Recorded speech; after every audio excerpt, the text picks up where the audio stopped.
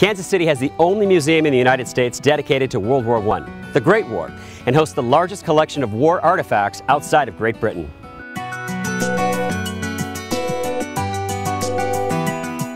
Before there was this incredible museum, there's a really special story to talk about the monument built outside. I'm so impressed how quickly they raised the funds. Back in 1920. Back in 1920, they raised $2.5 million in 10 days. The memorial's been watching over the city for the last almost 100 years or so.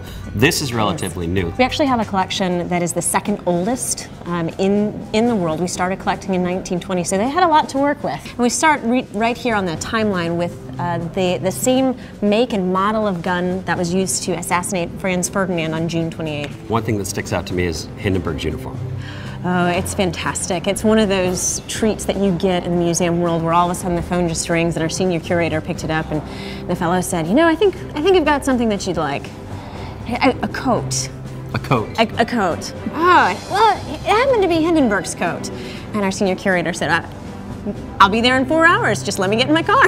Nice.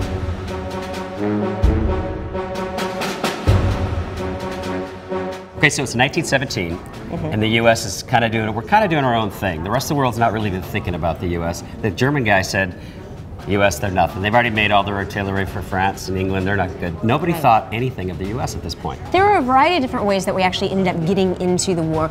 You already mentioned one of them, which is that we provided a lot of the goods needed for the war effort. You would want to be a fairly thin farm boy to be in that tank, and you can see the doors right there, so it's actually a really tight fit. You'd feel a little bit like a sardine. So when you describe this museum to people outside of Kansas City, it's a little bit of a forgotten war, sometimes here in the United States.